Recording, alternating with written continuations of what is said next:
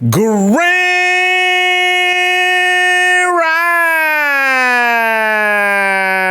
Rising, my friends. Hey there, what's up? As you're seeing this tomorrow, you probably already know we're in the midst of, and hopefully it reverses by, but doubt it, a huge downturn, it seems. At least 3% at this point for Bitcoin. As you can see, nothing. Avalanche is down 5%. Nothing. So maybe could there have been a what they call a deceased feline bounce? I don't know. No one knows. We will see. We will keep an eye on. When I started seeing this, I immediately went to go look at the news to see if there was something that had sparked across the world. Doesn't appear to be anything particular as such right now. Bitcoin presently is at 35,940, Ethereum at 2,394, BNB $67.53, Cardano $1.03, XRP at 60 cents, Solana $88.76, Terra $56, Doge about 14 cents. Polkadot $17.48, Avalanche $62.60, Shiba Inu at 402024. That is where we are at presently with the prices of some of the major cryptocurrencies.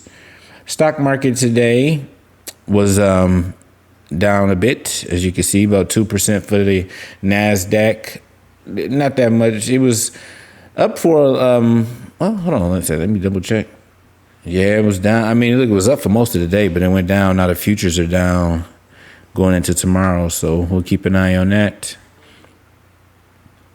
Here, we're about positivity, even when the markets look like they are burning as such. That positivity being, write something nice. Now just orders, write something nice. Hello, I'm sorry to the most beautiful subscribers in several known and unknown planes of dimensions, the vast majority of them that's been documented and undocumented by psychonauts. And if you're new, we already been leaped right on in, so have fun. Hoping they ain't moving too fast. We'll slow down a little bit for you there. But yeah, so now write something nice down in the comment section about somebody who has motivated you in this world, and then send this to them and then tell them to go look what you wrote about them.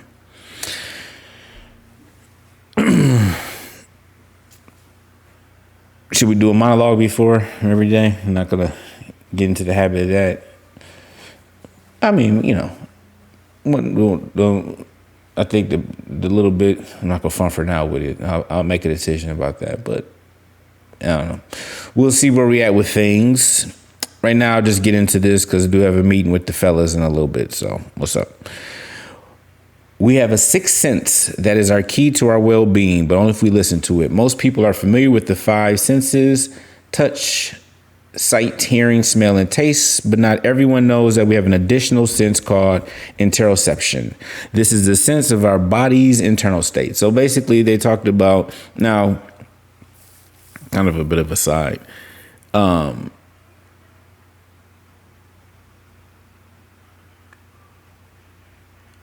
In my other things that I do, I don't know, I guess I don't like to talk too much about myself that way.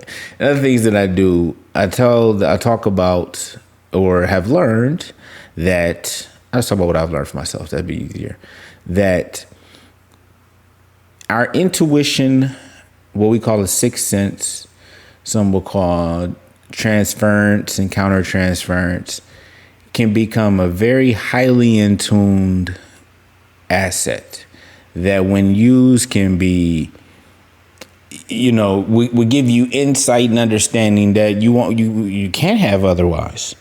We talk about that a lot of communication is nonverbal. And so being able to know what is left unsaid, being able to pick up on those beats, knowing when people, and a lot of times some people don't even know they're trying to, Well, that's a whole other story. We'll go to that when we talk about the psychiatric understandings of investing. Is that you're dealing with a lot of unconscious processes in yourself, programming in yourself and in other people. Sometimes they don't even know they're doing it when they're doing it towards you, trying to either manipulate you or anger or aggression. It's not even registering in their mind that that's what's happening at that moment. That's how deep the unconscious programming go. And we all have it. If you're saying, not me, that's how literally blind you are. It's about recognizing that it's there, starting to bring it up to the surface, having a better sense of it is, and then either changing what's not useful, adding programs in that are useful, along that path. But so this just talks about kind of talking that, the way, are you able to sense your heartbeat? You're able to sense when if you're cold, you're hot, if you're hungry, butterflies when you're scared, oh, hey, that's anxiety. I tell people anxiety and fear and excitement have very similar, if not identical, biological processes involved that you feel, the somatic symptoms. We say the somatic side effects. Now, if you take that and so instead of when you get that feeling, instead of seeing it as fear, you flip it in your brain and reframe it as I'm excited about what's going to come. Then it becomes less of a problem. But, some of this takes time and effort like anything in this world. So these individuals did a study to see the difference between biological sex, male and females, to see if they had a difference in their ability to kind of have a sense of their interoception. To get a clear picture, we combine data from this is a meta-analysis, so they combine data from multiple different studies. Combined data from 93 studies looking at interoception in men. I may be butchering that. Oh, none of what I say is financial advice or medical advice or advice about geology. I may have used that the other day, or may have used that thinking to myself 900%. But I butcher a lot of things. I'm not your advisor. Not your advisor.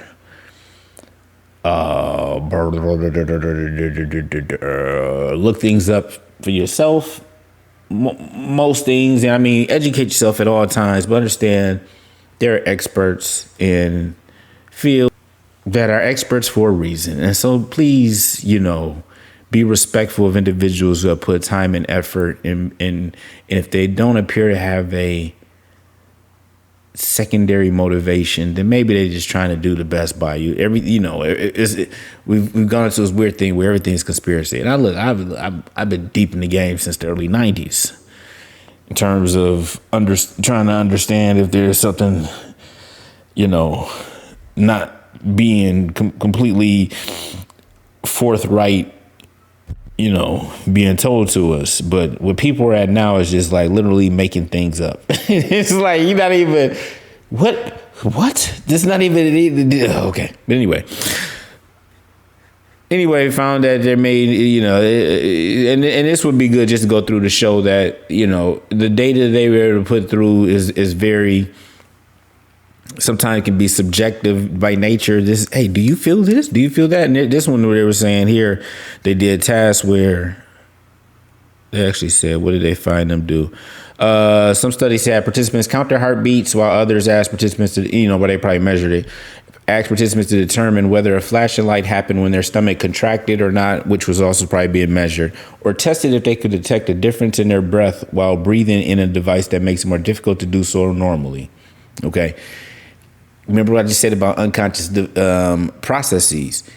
Even that alone. Now, if you just said that they were able to somehow, without them knowing, get their answer using these what seem to be objective measures to test these things, heartbeat, stomach contractions, and resistance to airflow.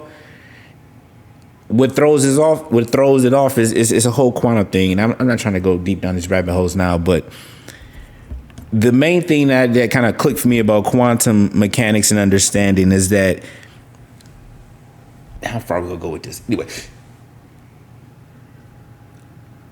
somehow our intention as conscious beings affect an experiment. So at the quantum level, and we are quantum beings. Don't at no point think that everything is just a classical system. That's just our understanding at this point. But our next level understanding will be in the quantum scale. I always butcher this word. Scalar realm. So anyway, our intention impacts. Who cares what direction it impacts? Experiments. So blah blah blah. Anyway, they found some slight differences, but nothing crazy. So you got to be careful when you read these studies and be like, this led to this. You have to really think through and say, how objective could this have been? Based on the design. And objective is literally, as human beings, we are unaware that we're being measured. That's kind of the best way you can go about it. Because as soon as our consciousness is know that, even so.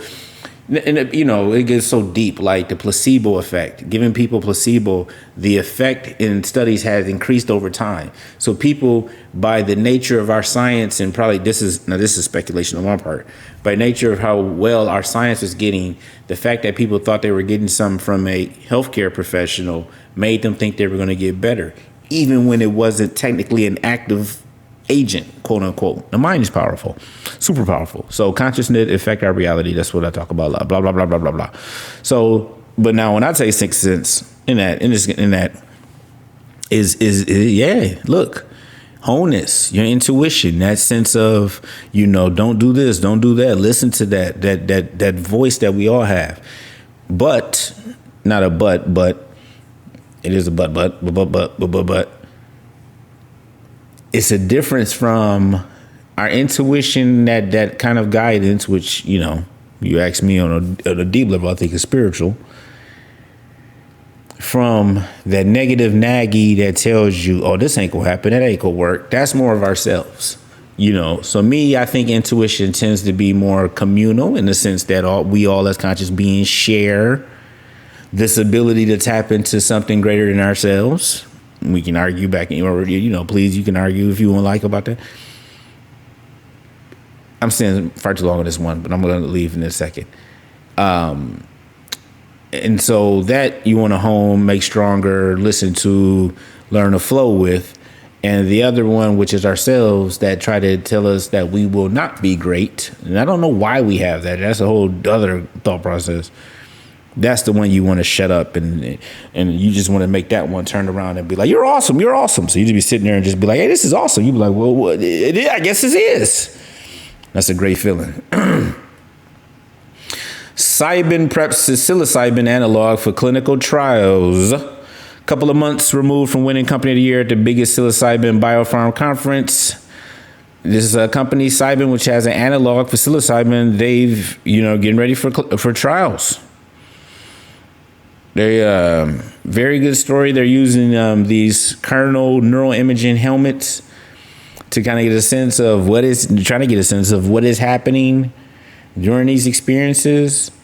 They just talked a lot about, they were talking to the CEO, I guess, just about where he saw the next year is going, that, was the companies that have been able to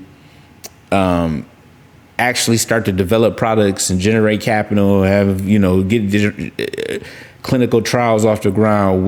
Is the whittling process for all, because like now they say it's 400 and some odd companies that are in a lot of these 400 companies are feel hypothetical. Some of those 400 some companies being tracked that's dealing in the psychedelic space and mental health. But he thinks that by so realistically, you're 50 or 60 that has some kind of momentum. By the end of the year, that should be down to about 10. That's, just guys, some people are merging in together. So this will be another huge growth space. And this is financial advice to pay attention to. Cybin, they have a compound, CYB003, that is now going through the neuroimaging study by the FDA. Last 12 months been to be approval for. It is crazy. It takes 12 months for them to say, okay, you can give approval. And a lot of it is back and forth. What you going to do? Oh, well, what about this? Have you thought about this? Well, can you give us an explanation what this happens? When this happened? Then you go back and write up, okay, this is what happened, this is what happened, this is what happened. You'd be like, oh, okay, well, we looked at what you said about this, what happened, could you write? So look, we have you want to know about a pandemic that's been occurring? Look at, just do a cursory examination of suicide rates among veteran soldiers in the veterans here in the United States. I haven't looked at the data and you know what? Let me look real quick. I mean, thank God there's been a slight decrease. I know when I used to be a little bit more just a couple years ago, it was like 20 a day. Now it's down to 17, and I remember when it was 20 a day, and I used to tell people, this was back, it may have been even a little bit higher, like back a couple years. It used to be like 22 a day. And I said, and I had the realization that, dude, we talking about, it was like, remember, hate keeping y'all all this, but remember we was having all of that code orange, code red and all of that. I was like, dude, and then I was, helping take care of individuals, the veterans, and learn about the suicide rate. And I said, if Al Qaeda was killing 22 Americans in this country a day, or veterans, veterans a day. If Al Qaeda was killing 22 veterans a day, we would build a dome around this country. Codes. It wouldn't be nothing happening around. So we need to take it serious. And something like this could really change a lot of things, not only for individuals with severe trauma, but also with severe addiction. And a lot of addiction comes from severe trauma. So don't be afraid of things you're not quite 100% sure of. Just do the research and ask people who know what they're talking about, who don't have a dog in a fight. And they may say, hey, no, this, while at first it may seem a little bit odd, but when you do the research, you're like, you know what? Wow, this could actually be super helpful for people. And then you really start to see that a lot of it was being stifled and smothered because of financial reasons. And that's the worst reasons for anything. So keep an eye on that. Central bank digital currencies, CBDCs, and stablecoins. Ernst & Young advises banks to prepare for what's coming. Big Four accounting firm Ernst & Young has recommended that banks should change their regulatory parameter, to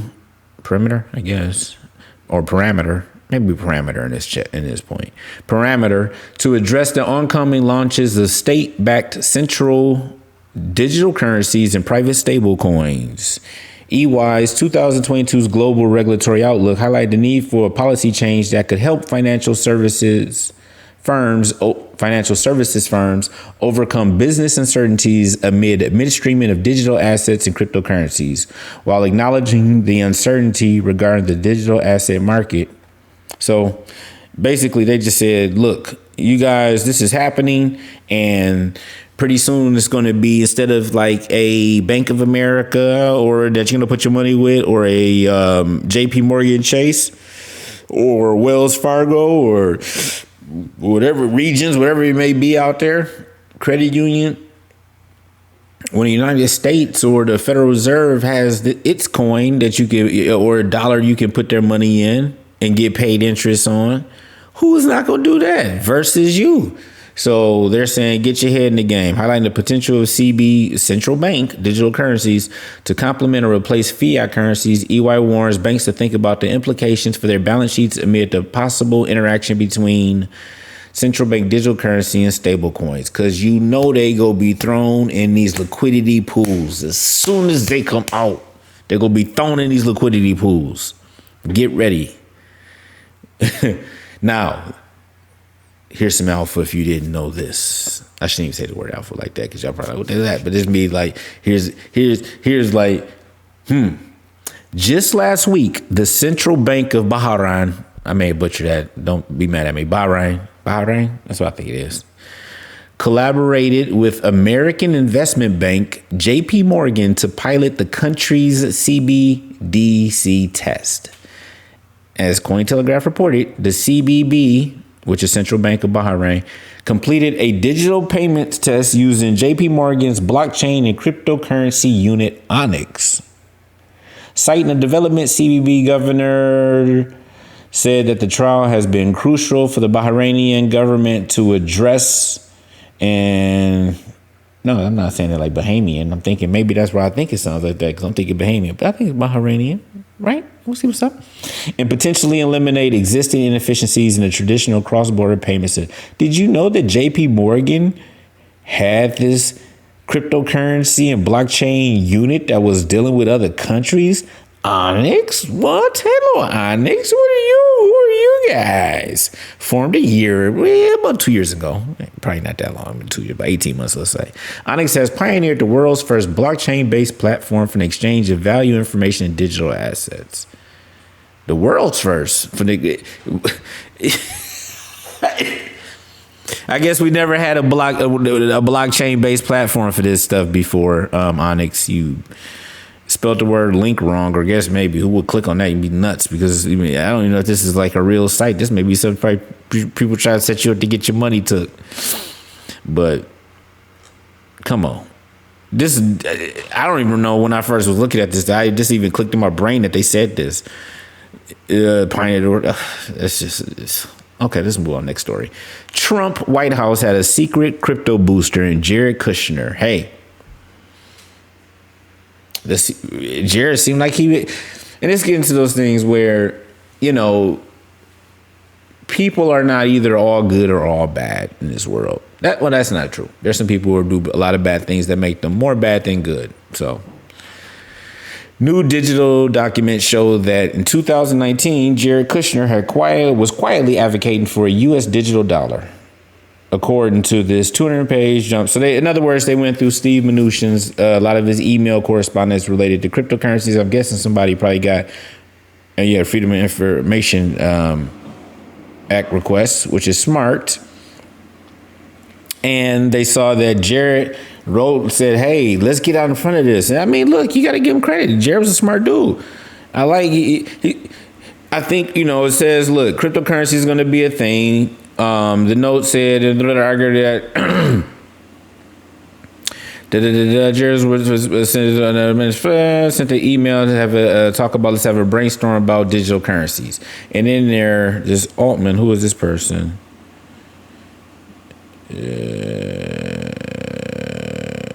Okay, I don't, maybe, am I missing something? They just throw a name in there that I'm looking at like, okay, you just say a last name like I'm supposed to know who this is. In which Omar argues that what are going to say? Right next to him. I'm tripping right there. He talked about and said, argues that the United States can't stop cryptocurrency, but it can create the winner. Talking about creating a central bank digital coin. And that if they do it first, but we know how the story went. China did, so just this is all hypotheticals because we blew it. That they have the enviable position to future the world and exercise some degree of power over worldwide currency, but we did not. Few countries were dabbling in them, but at least now 87 countries representing over 90% of the global GDP are exploring a central bank digital currency. And we are as well at this point. China is miles ahead of the rest of the world, having spent years developing and piloting its digital yuan. I think I'm butchering that, but I already told you I butcher things. Beijing is currently in the process of ramping up efforts to roll out the so-called eCNY to the broader population, with the ultimate goal of replacing cash and coins already in circulation. As I was reading this and thinking, it all clicked like, hey, are we like setting ourselves up for the you want to go down the conspiracy pathway? It do seem like, hey, we doing everything for the one world currency mark, but don't have fear in your heart, because you know how it is. I love you. You love you. God loves us. And that's all that matter.